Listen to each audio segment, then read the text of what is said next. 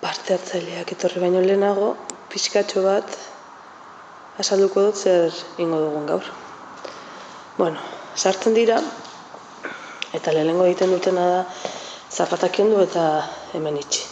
Da gero, joaten gara, da gaur hemen jesartzen ga, baina beste batutan beste leku bat. Hemen jesarriko ga, eta hitz egingo dugu apurtxo bat. Eura nahi duten esango dabe, eta salduko diet apur bat gaur zer egin behar dugun dala geometria. Orduen, lehenengo hasiko gara geometria lantzen mugimenduarekin. Orduan hortarako hemen labirinto antzeko badago eta joku bat egingo dugu horrekin. Gero hemen dauzen soka, zinta eta gomarekin, lerro zuzenak, kurbatuak, angeluak eta poligonoak margotuko eroingo ditugu, gorputzarekin ere, eta gero azalera ikusiko dugu objektu hauekin, eta volumena ere horko edalontzi horiekin edo, bale? Da gero ja, txokotan hasiko gara lantzen geometria.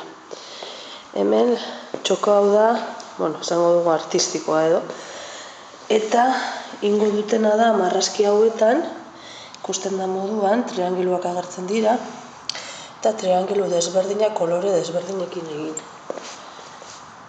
Bale? Bale. Gero, hemen poligonoen txokoa esango dugu, plastilina eta palilloekin eta nik emungo dieten poligono batzuk egin beharko dituzte, baitxe ere gorputz geometriko batzu saiatuko gara egiten. Hemen dekogu bloke logikoak, ja beraiekin landu dugu logikako gauzak, baina gaur geometriako atalean biliko gara eurekin apur bat.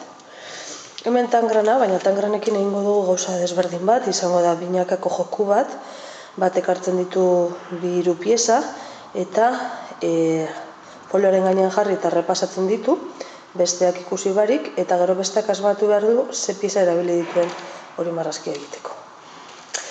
Polikuboekin egingo duguna da figura desberdinak, batez be kuboak eta ikusteko volumen berdinarekin azalera desberdinak egin aldiezela. Hemen plastilinarekin eta formekin, formak sortuko dabez. Hemen dugu geoplano karratua eta zirkularra, horrekin azalerak eta perimetroa landuko duguz. Da gero hemen, gure gorputz geometriko batzuk dauz, eta euren barruen sartzen, kasu honetan, hogi xetua da, euren arteko, volumenen arteko relazioa topako dugu. Baina ez dut zabalduko tapa bat bez, baina tapa zabaltzen da eta barruan sartzen dugu hor dauena. Beste txoko honetan, ingo duguna da, gorputz geometrikoak eratu, mozten eta pegatzen.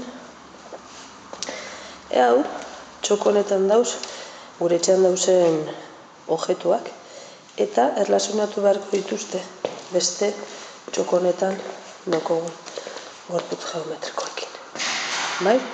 Eta hemen dauzen argazkiekin ere. Ikusteko gaur egun geometria leku guztietan dagoela. Eta hori da egingo duguna gaur.